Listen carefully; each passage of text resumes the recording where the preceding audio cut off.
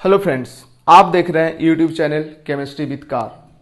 आज के लेक्चर में हम देखेंगे कुछ एटॉमिक मॉडल्स, मतलब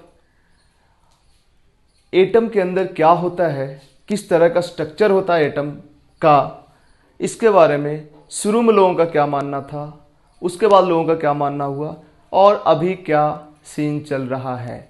मतलब एटॉमिक मॉडल का डेवलपमेंट। मतलब शुरू में हमने पढ़ा था एक एटॉमिक मॉडल जिसको डाल्टन्स एटॉमिक मॉडल बोलते थे। अब उसके आगे डाल्टन्स एटॉमिक मॉडल आने के बाद हमने इलेक्ट्रॉन का डिस्कवरी, प्रोटॉन का डिस्कवरी, न्यूट्रॉन का डिस्कवरी ये पढ़ा। उसके बाद चूंकि डाल्टन्स एटॉमिक थ्योरी में ये था कि एटम को डिवाइड किया ही नहीं जा सकता, एटम इनडिविजिबल है, और उसके बाद इलेक्ट्रॉन्स, प्रोटॉन्स एंड न्यूट्रॉन का डिस्कवरी हो गया। इसका मतलब एटम डिविजिबल है, मतलब एटम को डिवाइड किया जा सकता है। तो इस तरह से डाल्टन्स एटॉमिक थ्योरी तो फेल हो गया। डाल्टन्स एटॉमिक थ्योरी फेल होने के बाद एक नया थ्योरी आया जिसको बोलते हैं थॉमसन मॉडल। थॉमसन मॉडल क्या है? थॉमसन ने बोला कि जो भी एटम होगा एक स्फेरिकल शेप का होगा। जो भी एटम होगा स्फेरिकल शेप का होगा, जिसका रेडियस 10⁻⁻10 मीटर के अबाउट होगा, और इसके अंदर ये जो स्फेयर होगा पॉजिटिवली चार्ज्ड होगा, यूनिफॉर्मली पॉजिटिवली चार्ज्ड होगा। मतलब ये जो स्फेयर होगा इसके अंदर में हर तरफ positively charged, uniform positive charge का डिस्ट्रीब्यूशन होगा, और इसी यूनिफॉर्म पॉजिटिव चार्ज के डिस्ट्रीब्यूशन के बीच बीच में ऐसा लगेगा जैसे वाटरमेलन, मतलब तारबूज के अंदर बीज पड़ा हुआ है, सीड्स पड़ा हुआ है, और ये सीड्स जो है ये है इलेक्ट्रॉन। मतलब positively charged, uniformly positively charge sphere है जिसमें बीच में इलेक्ट्रॉन पिरोया हुआ है, इस तरह से जैसे वाटरमेलन में होता है। इस वजह से थॉमसन मॉडल को वाटरमेलन मॉडल भी बोलते हैं, प्लम पुडिंग मॉडल भी बोलते हैं। ठीक है, एनसीईआरटी पढ़ोगे तो वो सब नाम भी तुमको देखने को मिलेगा। हमने लिखा है positive charge, positive sphere, uniformly positively charge sphere.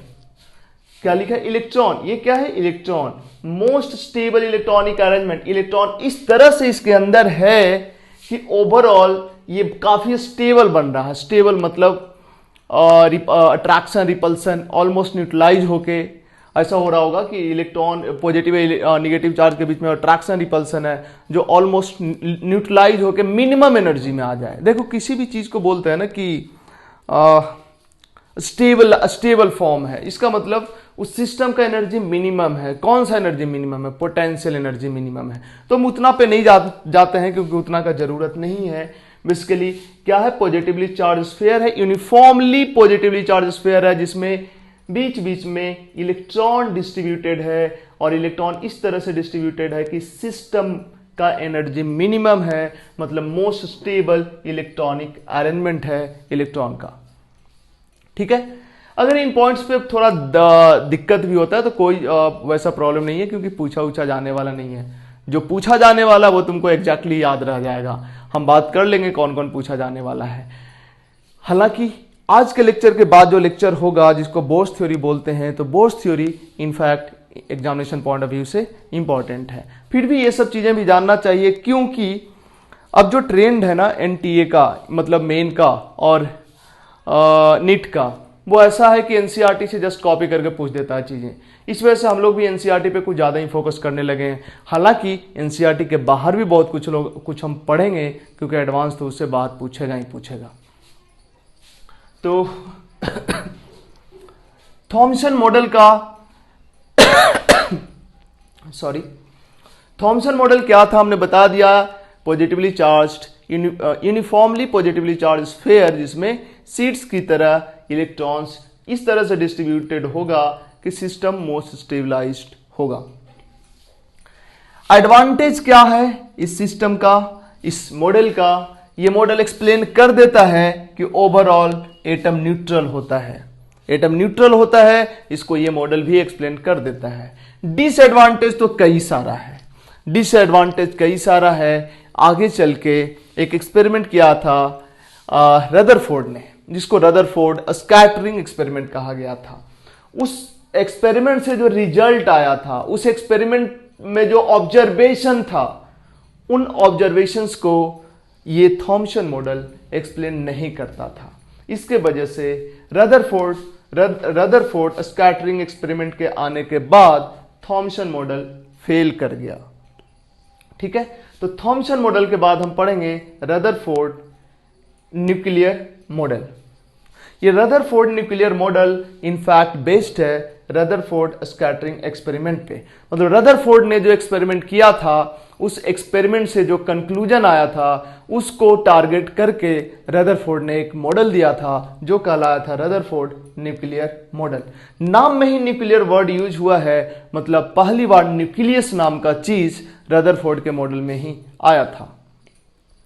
But यहां से हम यहां जंप कर गए, ये बीच में हमने क्या लिखा है इसके बारे में डिटेल तो हम आगे देखेंगे, लेकिन थोड़ा बात अभी करेंगे क्योंकि ये सब चीजें लेक्चर्स में आएगा।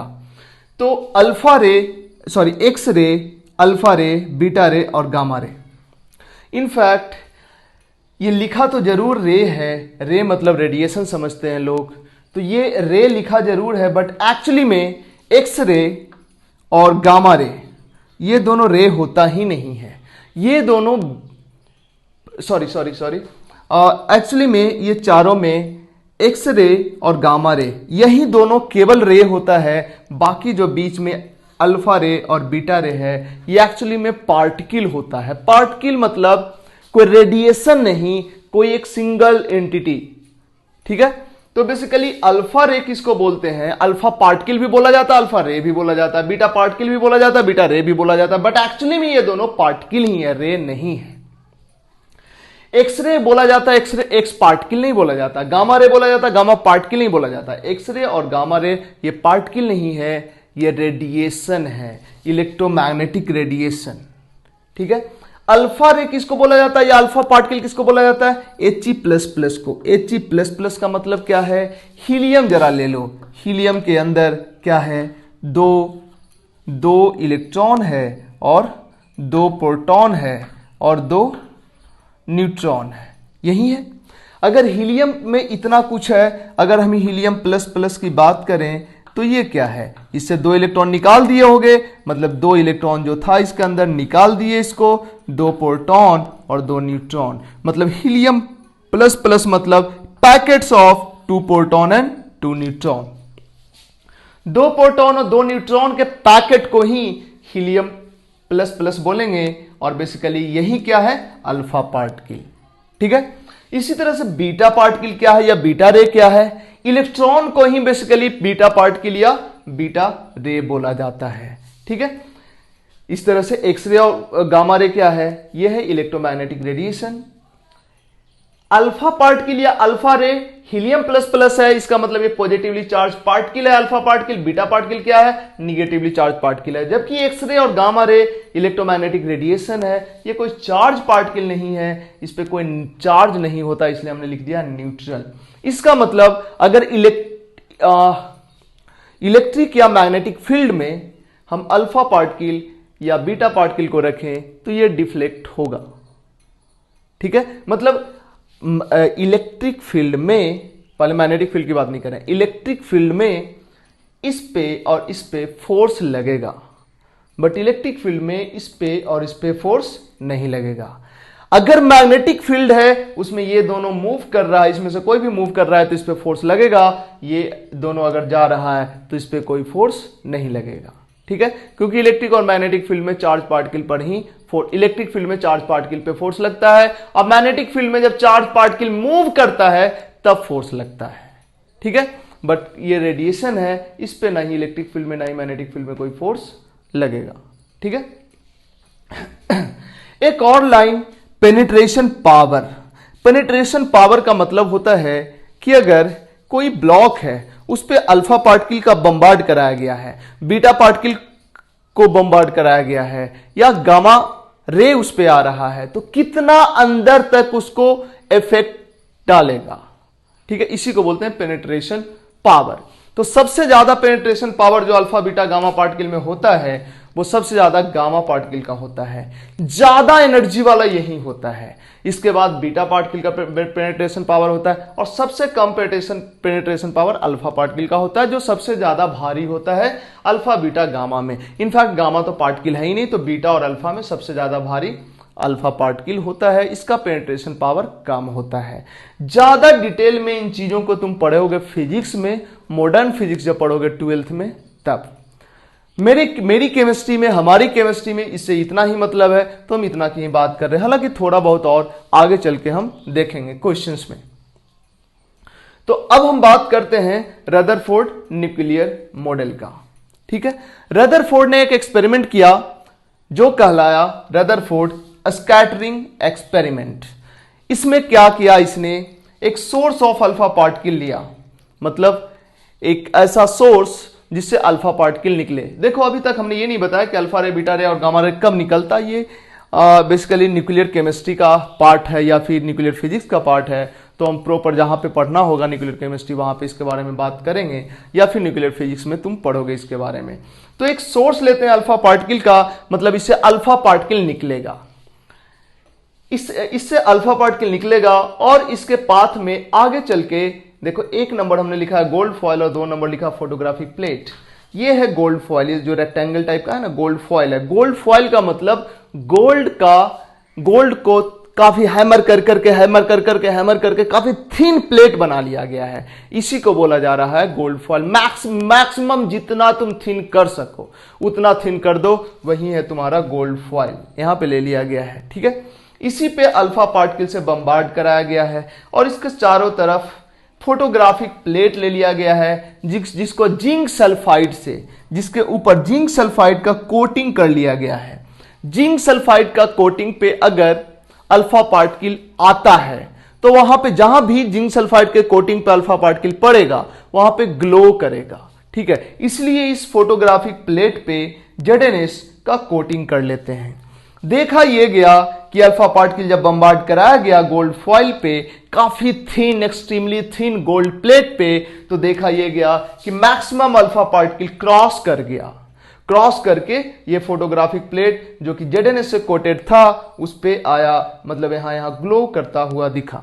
मैक्सिमम क्रॉस कर गया, बहुत कम ही था जो डिफ्लेक्ट हुआ और बहुत कम, ऑलमोस्ट 20,000 में एक ऐसा था जो 180 डिग्री से बाउंस बैक कर गया, मतलब इस पे टकराया और ऑलमोस्ट उसी पाथ पे बैक आ गया। ठीक है, मतलब मैक्सिमम अल्फा पार्टिकल बिना डिफ्लेक्टेड क्रॉस कर गया। अब ये जो गोल्ड फॉयल है, इस गोल्ड फॉयल को का मोलिकुलर लेवल पे हम सोचते हैं कि मोलिकुलर लेवल पे हो क्या रहा होगा।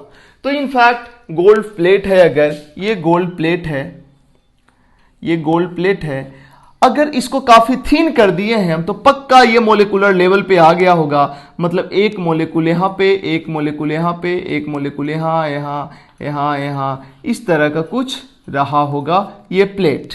ठीक है, हालांकि फैक्ट ये है कि एकदम से कितना भी हैमर करके एकदम से मोलिकुलर लेवल पे थिन कर देना पॉसिबल नहीं है, बट फिर भी हम मैक्सिमम जितना हैमर कर सकते हैं, जितना थिन एंड थिन कर सकते हैं हम कर दिए, और हमें मान के चल रहे हैं कि ये कहां आ गया होगा, मोलिकुलर लेवल पे आ गया होगा। हालांकि एकदम से मोलिकुलर लेवल पे नहीं आ सकता है, इतना थिन नहीं किया जा सकता, बट हम मान ले रहे हैं मैक्सिमम थिन कर दिए, मतलब चलो मोलिकुलर लेवल पे नहीं आया तो 2-3 मोलिकुलर लेवल पे आया होगा, मतलब 1 मोलिकुल 2 3 4 इस तरह से आया होगा, मतलब हम मान के चले इतना थिन कर दिए कि मोलिकुलर लेवल पे आ गया। अब देखो, जब ये alpha particle, beam of alpha particle जब भेजा जा रहा था तो हो क्या रहा होगा। ये by the way gold foil है, इसी को हमने दिखाया है, इसी को हमने इस तरह से दिखाया है। ठीक है, ये गोल्ड का एटम।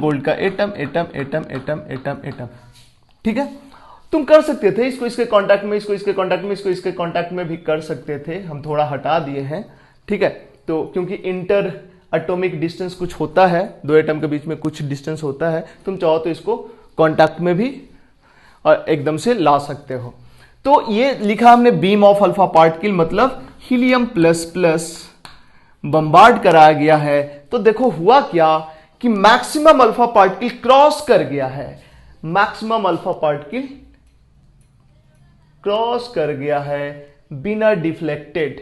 इसमें से कुछ है जो देखो डिफ्लेक्ट हुआ है, जा ऐसे रहा था डिफ्लेक्ट हुआ है, इसको 1 नंबर दे दिया, जा ऐसे रहा था डिफ्लेक्ट हो गया, इसको 2 नंबर दे दिया, जा ऐसे रहा था डिफ्लेक्ट हो गया, इसको 3 नंबर दे दिया। इसमें से देखो केवल ये है जो ऑलमोस्ट 180 एंगल पे डिफ्लेक्ट होके आया है, मतलब बोल सकते हैं बाउंस बैक हुआ है इसका, बाकी दोनों डिफ्लेक्ट हुआ है 180 पे नहीं, मतलब ये बोल सकते हैं कि ये बाउंस बैक किया और ये दोनों डिफ्लेक्ट हुआ है, ठीक है। मतलब और ये तो हमने 1 2 3 4 5 6 7 8 अल्फा पार्टिकल को दिखाया है, जिसमें से 3 या तो बाउंस बैक हुआ या तो डिफ्लेक्ट हुआ है, जो कि ये रेशियो बहुत ज्यादा हमने दिखा दिया है। इनफैक्ट 20,000 अल्फा पार्टिकल को जब पास कराओगे ना, तो एकाध ऐसा होगा जो इस तरह से बाउंस बैक करेगा और कुछ ही ऐसा होगा जो डिफ्लेक्ट भी करेगा। मतलब ज्यादातर एज इट इज इधर से अल्फा पार्टिकल भेजे क्रॉस कर जाएगा, ऐसा होता है ज्यादातर केसेस में, ठीक है। ये ऑब्जर्वेशन किया गया, ये ऑब्जर्व किया गया। ऑब्जर्वेशन क्या था? Most of the particle passed undeflected. Second observation क्या था? ये small fraction was deflected by small angle. बहुत कम मोलेकुल था जो स्मॉल एंगल से डिफ्लेक्टेड हुआ, और a very few particle bounced back, और बहुत बहुत कम मोलेकुल था जो बाउंस बैक किया, मतलब जिस पाथ पे गया ऑलमोस्ट उसी पाथ पे लौट गया। मतलब यहां पे ये बोल सकते हो कि इस पार्टिकल को, इस अल्फा पार्टिकल को रिपल्सन बहुत ही ज्यादा मिला। इनफैक्ट इसको और इसको भी रिपल्सन बहुत ज्यादा मिला, तभी ये रिफ्लेक्ट हुआ है, ठीक है। ज्यादातर particle as it is pass कर गया, बहुत कम पार्टिकल रिफ्लेक्ट हुआ, सॉरी बहुत कम पार्टिकल डिफ्लेक्ट हुआ, डिफ्लेक्ट बोलना चाहिए, बहुत कम पार्टिकल डिफ्लेक्ट हुआ, और बहुत ही कम, उससे भी बहुत कम पार्टिकल बाउंस बैक किया, ठीक है। इस दोनों को कलेक्टिवली हम बोल सकते हैं कि, और इसको एक अलग पॉइंट बनाया तो हम ये बोल सकते हैं कि ज्यादातर particle as it is cross कर गया, और कुछ पार्टिकल जो कि बहुत कम था वो क्या हुआ, या तो बाउंस बैक किया या डिफ्लेक्ट हुआ, ठीक है। ये था ऑब्जर्वेशन। इन ऑब्जर्वेशन के बेसिस पे जो कंक्लूजन निकाला गया वो समझो। चूंकि ज्यादातर अल्फा पार्टिकल पास कर जा रहा था एज इट इज, तो हम ये मान के चलें कि एटम के अंदर ज्यादातर जगह खाली होता है। क्योंकि जरा सोचो, जब ये प्लेट लिया गया था, गोल्ड फॉयल लिया गया था, तो एटॉमिक लेवल तक इसको थिन कर लिया गया था, तो ये तो atom atom atom atom atom atom atom atom ही है। तो जब अल्फा पार्टिकल जा रहा था, तो चूंकि ज्यादातर पास कर जा रहा था, मतलब इस एटम का ज्यादातर सेक्शन क्या है? खाली खाली खाली खाली खाली खाली है, इम्प्टी है, यही ना है, ठीक है। तो यही कंक्लूजन निकाला गया, most of the space in atom is empty. किसके वजह से? चूंकि ज्यादातर अल्फा पार्टिकल क्रॉस कर जा रहा है बिना डिफ्लेक्टेड, मतलब ज्यादातर पोर्शन एटम का क्या है? खाली है, इम्प्टी है। सेकंड पॉइंट, सेकंड जो कंक्लूजन निकाला गया, चूंकि बहुत कम अल्फा पार्टिकल डिफ्लेक्ट हुआ है। अगर डिफ्लेक्ट हुआ होगा या बाउंस बैक किया होगा तो उसका वजह यही रहा होगा कि उसको रिपल्सन मिला होगा, और चूंकि alpha particle positively charge particle है, तो इसको रिपल्सन पॉजिटिवली चार्ज पार्टिकल से ही मिला होगा। इसका मतलब हुआ कि जो भी अल्फा पार्टिकल डिफ्लेक्ट हुआ है या बाउंस बैक किया है, उसको रिपल्सन मिला होगा पॉजिटिवली चार्ज पार्टिकल से। चूंकि बहुत कम अल्फा पार्टिकल बाउंस बैक किया है या डिफ्लेक्ट हुआ है, इसका मतलब इस पूरे प्लेट में, इस पूरे मोलिकुलर व्यू को अगर देखें तो इसमें बहुत कम ऐसा जगह होगा जहां पे पॉजिटिवली चार्ज होगा, जिससे टकरा के अल्फा पार्टिकल बाउंस बैक या डिफ्लेक्ट हुआ होगा। मतलब क्या हुआ? The positive charge has to be concentrated in a very small volume that repelled and deflected the alpha particle। मतलब मोलेकुल के अंदर, मतलब एटम के अंदर ज्यादातर जगह खाली है और बहुत छोटे पोर्शन में कहीं पॉजिटिवली चार्ज कंसंट्रेटेड है, बहुत छोटे पोर्शन में। तभी तो ज्यादातर अल्फा पार्टिकल क्रॉस कर जा रहा है। और जब अल्फा पार्टिकल उस छोटे पॉजिटिवली चार्ज रीजन के बगल से गुजरता है या उससे के उस पे जाता है तो वहां पे उसको रिपल्सन बहुत ज्यादा मिलता है, जिसके वजह से बाउंस बैक या डिफ्लेक्शन होता है। मतलब क्या हुआ, ज्यादातर एटम का पोर्शन खाली और एटम का बहुत छोटा पोर्शन ऐसा है जहां पे पॉजिटिवली चार्ज कंसंट्रेटेड है, जिसपे अगर अल्फा पार्टिकल जाता है तो डिफ्लेक्ट या बाउंस बैक करता है। ठीक है। Third point, third conclusion, calculation bye Rutherford show. Rutherford ने कैलकुलेशन किया, ये तुम्हें नहीं पढ़ना है। इनफैक्ट रदरफोर्ड ने कैलकुलेशन किया इस एक्सपेरिमेंट के बेसिस पे। उससे पता यह चला कि जो न्यूक्लियस होता है इसका रेडियस 10⁻15 मीटर होता है। एटम का रेडियस पहले से भी पता था, एटम का रेडियस पहले से भी पता था, लेकिन न्यूक्लियस का रेडियस, जो न्यूक्लियस पहली बार रदरफोर्ड ने इंट्रोड्यूस किया, उसका रेडियस 10⁻15 होता है एटम के रेडियस का 1 लाख गुना कम। मतलब एटम जिस साइज का होता है उसके रिस्पेक्ट में न्यूक्लियस का साइज एक्सट्रीमली स्मॉल होता है। एटम के रिस्पेक्ट में उसका न्यूक्लियस बहुत ही छोटा होता है। तुम ये सोच सकते हो कि अगर न्यूक्लियस, अगर एटम का रेडियस 1 लाख किलोमीटर है, या सॉरी एटम का रेडियस 1 लाख मीटर है, तो न्यूक्लियस का रेडियस 1 मीटर होगा। 1 मीटर रेडियस वाला अगर एटम रहे, हालांकि इतना बड़ा एटम होता नहीं है, फिर भी हम अज्यूम कर रहे हैं कि 1 मीटर रेडियस वाला अगर न्यूक्लियस हुआ तो इसके करस्पॉन्डिंग एटम पता कितना बड़ा होगा, 1 लाख मीटर रेडियस का। अगर एक क्रिकेट का बॉल होता है, उसके रेडियस को तुम, एक क्रिकेट के बॉल को अगर न्यूक्लियस मान लेते हो, तो सोचो कि एटम का साइज क्या होगा, क्या पूरा स्टेडियम होगा या उससे भी बड़ा होगा। यह तुम्हारे लिए है होमवर्क, सोचना इस पे। ठीक है। तो कहने का मतलब यह हुआ कि रदरफोर्ड ने एक कैलकुलेशन किया, उससे यह पता चला कि एटम का साइज तो पहले से पता था, बट इसने बताया कि उसमें जो न्यूक्लियस, इसने बताया कि न्यूक्लियस बहुत छोटा होता है, निग्लेजेबल वॉल्यूम वाला होता है विथ रिस्पेक्ट टू एटम, उसका साइज क्या होता है, ये रदरफोर्ड ने कैलकुलेशंस के बेसिस पे बताया। वो कैलकुलेशंस हमें नहीं पढ़ना, हमें केवल रिजल्ट याद रखना है। ठीक है। अब बढ़ते हैं आगे कि जो ऑब्जर्वेशन किया रदरफोर्ड ने, इसके बेसिस पे जो कंक्लूजन निकाला, इन दोनों को क्लब करते हुए, मतलब ऑब्जर्वेशन और कंक्लूजन को कंसीडर करते हुए रदरफोर्ड ने एक थ्योरी डेवलप किया, एटॉमिक मॉडल डेवलप किया, जो कहलाया रदरफोर्ड न्यूक्लियर मॉडल। न्यूक्लियर इसलिए वर्ड जोड़ा गया क्योंकि पहली बार न्यूक्लियस वर्ड इसी ने इंट्रोड्यूस किया। यहां पे, कहां पे, positively charge has to be concentrated in a very small volume that repelled and deflected the alpha particle, और यही जो स्मॉल वॉल्यूम था इसी को इसने न्यूक्लियस बोला था। तो न्यूक्लियर मॉडल क्या है रदरफोर्ड का, इसने क्या बोला, इनफैक्ट इसी कंक्लूजन के बेसिस पे ये मॉडल दिया गया है। Nuclear model, Rutherford nuclear model है। रदरफोर्ड न्यूक्लियर मॉडल का 3 पॉइंट्स है मेनली। फर्स्ट पॉइंट ये कहता है positive charged and most of the mass of the atom densely concentrated in extremely small region called nucleus। मतलब एटम के अंदर जो पॉजिटिव चार्ज होगा वो बहुत छोटे रीजन में कंसंट्रेटेड होगा, डेंसली कंसंट्रेटेड होगा। मतलब एटम का साइज जितना भी बड़ा हो बट उसके बहुत छोटे से रीजन में पॉजिटिवली चार्ज कंसंट्रेटेड होगा, डेंसली कंसंट्रेटेड होगा, मतलब काफी कंसंट्रेटेड। मतलब इतना बड़ा एटम है तो उसके बहुत छोटा सा वॉल्यूम में पॉजिटिव चार्ज कंसंट्रेटेड होगा, और उसी पॉजिटिव चार्ज जहां पे कंसंट्रेटेड होगा उसी को क्या बोलेंगे हम, न्यूक्लियस बोलेंगे। क्या है, positive charge and mass of the positive charge and most of the mass. Positive charge और मोस्ट ऑफ द मास। मास क्यों बोला गया यहां पे, देखो इस मॉडल में क्या है, अगले पॉइंट पे आते हैं तो शायद समझ आ जाए।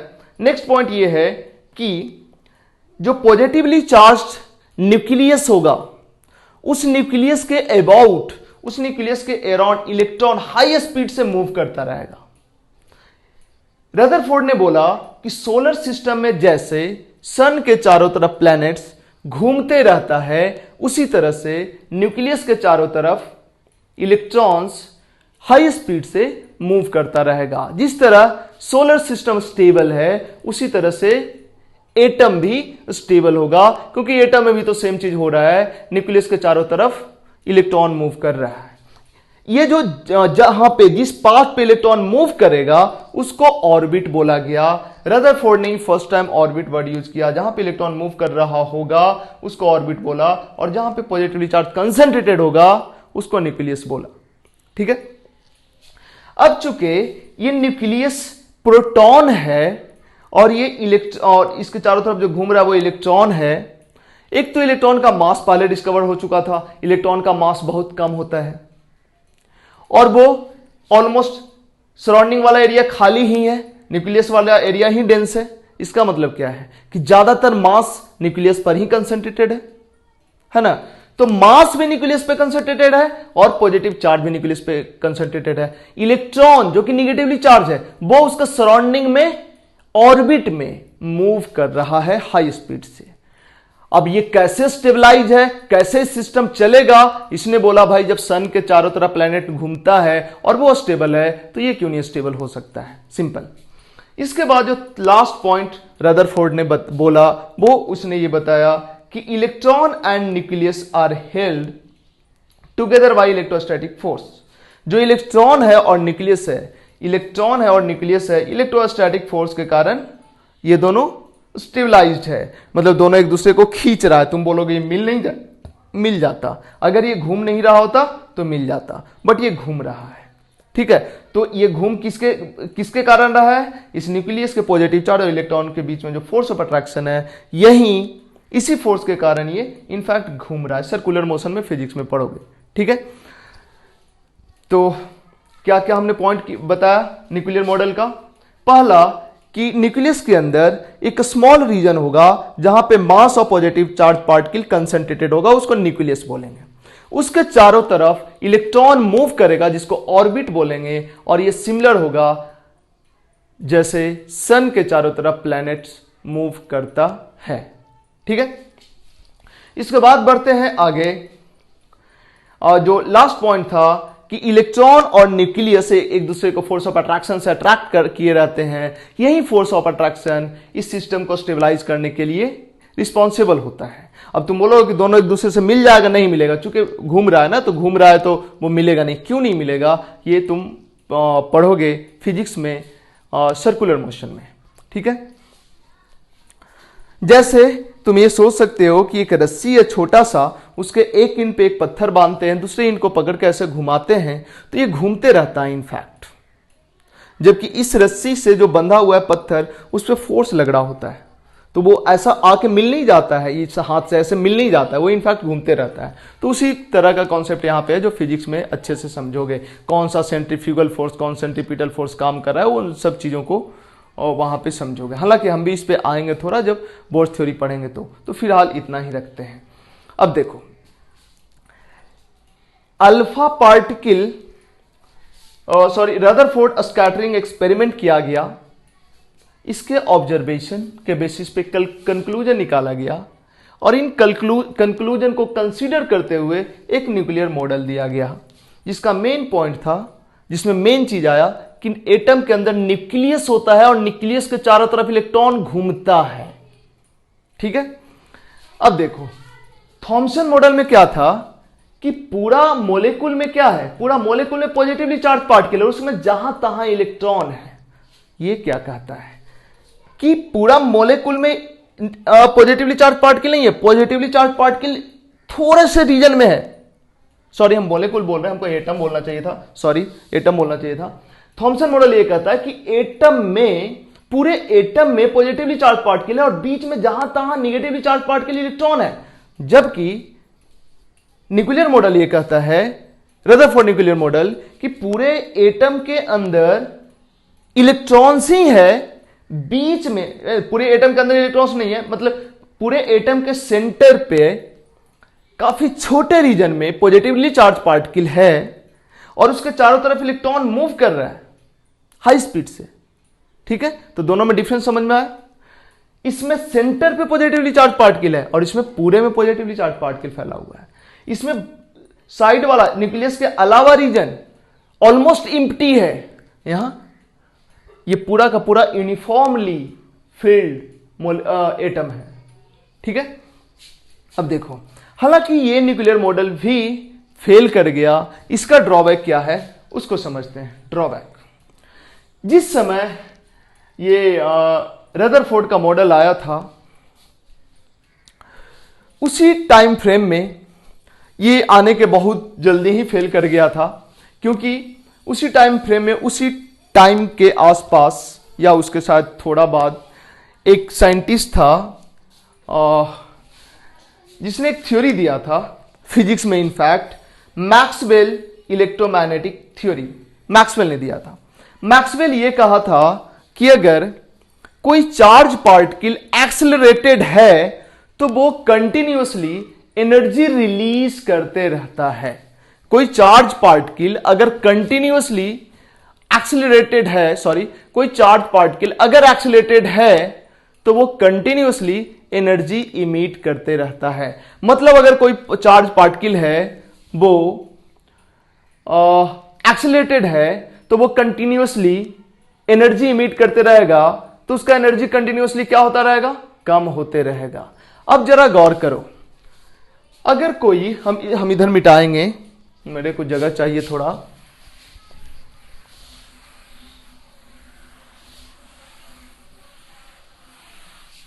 देखो अगर ये न्यूक्लियस है और इसके चारों तरफ इलेक्ट्रॉन घूम रहा है, तो सबसे पहले चूंकि इलेक्ट्रॉन ये घूम रहा है तो इलेक्ट्रॉन का अभी वेलोसिटी इस डायरेक्शन में है, फिर इस डायरेक्शन में है, फिर इस डायरेक्शन में है, फिर इस डायरेक्शन में है। वेलोसिटी कंटिन्यूअसली चेंज हो रहा है, तो अगर कहीं वेलोसिटी चेंज होगा तो एक्सेलरेशन तो रहेगा ही। कोई ये बोले कि कांस्टेंट स्पीड से घूम रहा है सर, तो स्पीड कांस्टेंट जरूर हो सकता है, वेलोसिटी कांस्टेंट नहीं है।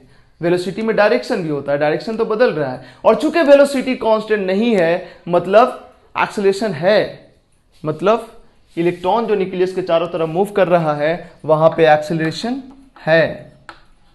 और मैक्सवेल क्या बोला था कि अगर कोई चार्ज पार्टिकल एक्सेलरेटेड है तो उससे कंटिन्यूअसली एनर्जी इमिट होगा। इसका मतलब अगर ये न्यूक्लियस है और इसके चारों तरफ इलेक्ट्रॉन घूम रहा है तो इसका ये जैसे ही घूमेगा इससे कंटिन्यूअसली एनर्जी इमिट होता रहेगा और इस तरह से इसका एनर्जी घटते रहेगा, घटते घटते घटते घटते घटते घटते घटते घटते ये न्यूक्लियस में ही समा जाएगा। बट सवाल ये है कि एनर्जी घटते घटते न्यूक्लियस के पास क्यों आ रहा है। देखो, पोटेंशियल एनर्जी का फॉर्मूला होता है K(Q1 Q2 अपॉन R। ये Q1 है चार्ज ऑन इलेक्ट्रॉन, ये Q2 है चार्ज ऑन न्यूक्लियस। ये दोनों का चार्ज चूंकि अपोजिट नेचर का है और ये कांस्टेंट होता है और ये है दोनों का बीच का डिस्टेंस, तो ये चूंकि कांस्टेंट है और ये दोनों अपोजिट नेचर का है मतलब पोटेंशियल एनर्जी निगेटिव होगा।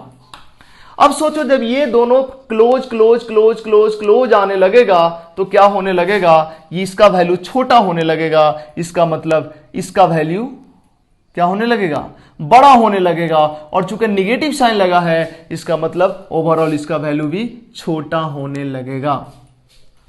समझा?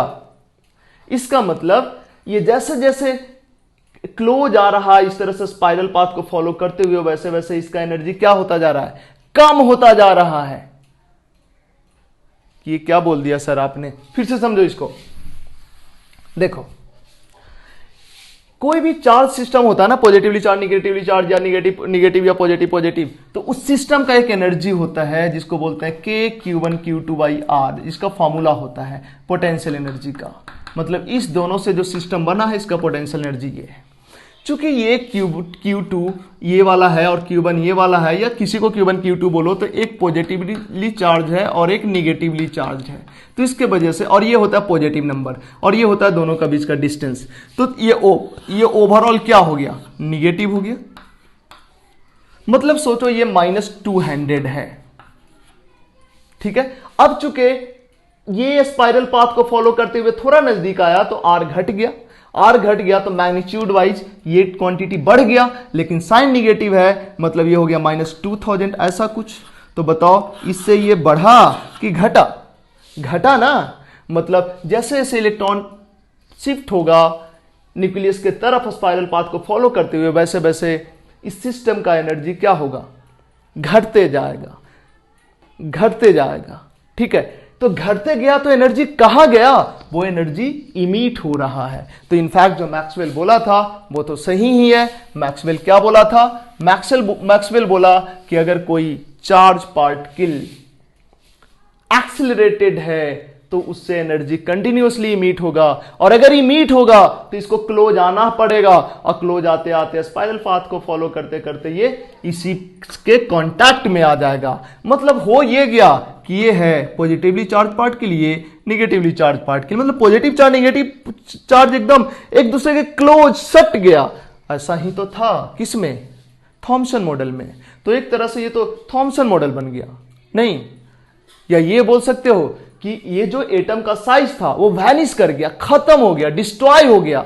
मतलब कुछ ऐसे सोचो, एक बड़ा सा बिल्डिंग है, उसमें एक छोटा सा बाथरूम है, और बाकी बिल्डिंग बड़ा है, उसमें एक ही बाथरूम है, ऐसा समझो।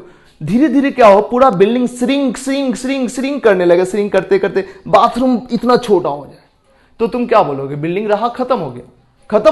इनफैक्ट यहां भी वही हुआ है कि एटम बड़ा था, एटम के रिस्पेक्ट में न्यूक्लियस बहुत छोटा होता है, उसे 1,00,000 गुना छोटा होता है, और पूरा का पूरा एटम ही श्रिंक करके न्यूक्लियस के साइज का हो गया। तो क्या बोलोगे, एटम डिस्ट्रॉय हो गया। या तो बोलो एटम डिस्ट्रॉय हो गया, या तो बोलो कि ये किसके जैसा हो गया, थॉमसन मॉडल टाइप का हो गया। जैसे थॉमसन मॉडल में क्या था कि पॉजिटिवली चार्ज पार्टिकल हर तरफ था, बीच बीच में क्या था, इलेक्ट्रॉन था। तो पॉजिटिवली चार्ज पार्टिकल, यहां इलेक्ट्रॉन, ऐसा कुछ हो गया।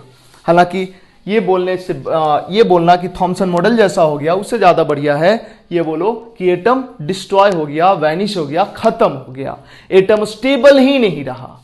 इसका मतलब क्या हुआ कि जो रदरफोर्ड न्यूक्लियर मॉडल है ये इनफैक्ट एक तरह से अनस्टेबल है।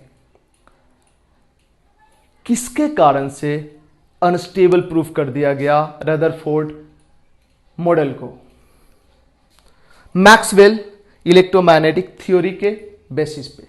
अब कोई ये बोल सकता है कि सर तभी मैक्सवेल इलेक्ट्रोमैग्नेटिक थ्योरी तो सन के चारों तरफ जो प्लेनेट मूव कर रहा है उस पर भी एप्लीकेबल होगा, तो वहां भी तो अर्थ को सन के चारों तरफ मूव कर रहा है, तो अर्थ को भी स्पाइरल पाथ को फॉलो करते हुए सन में समा जाना चाहिए, खत्म हो जाना चाहिए अर्थ को। ऐसा नहीं होता है, क्यों? क्योंकि मैक्सवेल इलेक्ट्रोमैग्नेटिक थ्योरी किसके लिए था? चार्ज पार्टिकल के लिए। इसने बोला था चार्ज पार्टिकल अगर एक्सिलरेट होता है तो एनर्जी इमिट करेगा। अर्थ जब सन के चारों तरफ घूमता है तो यहां अर्थ एक्सिलरेटेड जरूर है बट ये चार्ज पार्टिकल नहीं है, इसलिए अर्थ सन सिस्टम स्टेबल है बट रदरफोर्ड मॉडल स्टेबल नहीं है। ठीक है, तो ये था ड्रॉबैक रदरफोर्ड मॉडल का। और इस तरह से जब ये कोलैप्स कर जाता है एटम, इस पूरे प्रोसेस को होने में ओनली 10⁻⁻8 सेकंड लगता है। ये कैलकुलेशन बताता है हायर केमिस्ट्री में जब कैलकुलेशन करोगे तो कोई एटम बना और 10⁻⁸ सेकंड मतलब 1 सेकंड भी नहीं रहा और वो कोलैप्स कर गया, खत्म हो गया, डिस्ट्रॉय हो गया। तो वैसा एटॉमिक थ्योरी का मतलब क्या रहा? Electronic structure of atom drawback में रदरफोर्ड का जो मॉडल था उसमें यह बोला गया था कि न्यूक्लियस के चारों तरफ इलेक्ट्रॉन मूव करेगा, हाई स्पीड में मूव करेगा, बट अगर किसी एटम के अंदर 10 इलेक्ट्रॉन है तो वो 10 इलेक्ट्रॉन किस तरह से डिस्ट्रीब्यूटेड होगा ये इसने नहीं बताया था। इलेक्ट्रॉनिक स्ट्रक्चर नहीं बताया था, इलेक्ट्रॉन किस तरह से डिस्ट्रीब्यूटेड होगा ये इसने नहीं बताया था। तो ये भी इसका ड्रॉबैक ही था।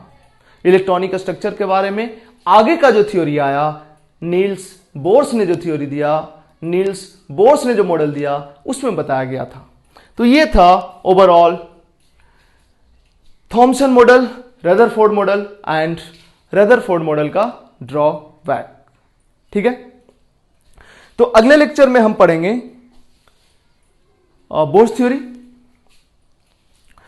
वर्कलोड ज्यादा होने के कारण लेक्चर कम आ रहा है, एक्चुअली 12th का, 11th का और डॉट वॉट ये सब के कारण, तो इसलिए इधर थोड़ा फ्रीक्वेंसी कम हो गया था। चलो आज के लेक्चर को थोड़ा सा समराइज करते हैं। हमने एटॉमिक मॉडल में फर्स्ट एटॉमिक मॉडल जो पढ़ा था पिछले लेक्चर में, डाल्टन्स एटॉमिक मॉडल था। उसके अकॉर्डिंग एटम को डिवाइड नहीं किया जा सकता, बट डिफरेंट एक्सपेरिमेंट से पता चला कि एटम से इलेक्ट्रॉन निकल सकता है, एटम में प्रोटॉन होता है, एटम में न्यूट्रॉन होता है, जिसका मतलब एटम तो डिवाइड किया जा सका। Dalton's atomic theory fail.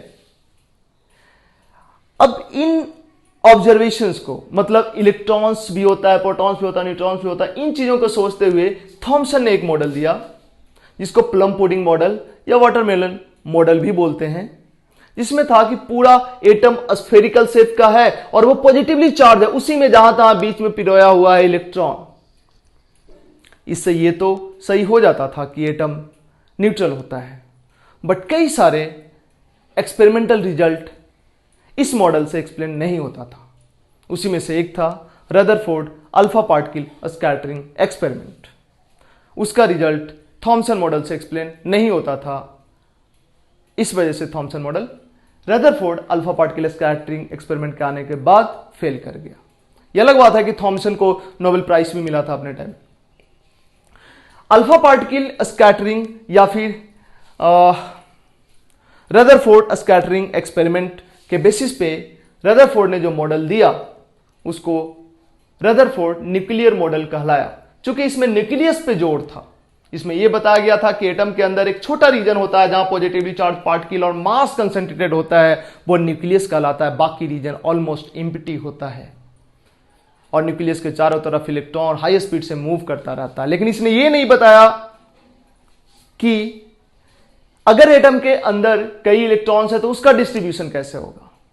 But आगे चल के ये मॉडल भी फेल कर गया किसके कारण? मैक्सवेल इलेक्ट्रोमैग्नेटिक थ्योरी के कारण, जिसके अकॉर्डिंग अगर कोई चार्ज पार्टिकल एक्सेलरेट होता है तो वो कंटिन्यूअसली एनर्जी इमिट करता है, जबकि अगर ऐसा रदरफोर्ड मॉडल में हुआ तो एटम ही वैनिश कर जाएगा, एटम ही डिस्ट्रॉय हो जाएगा।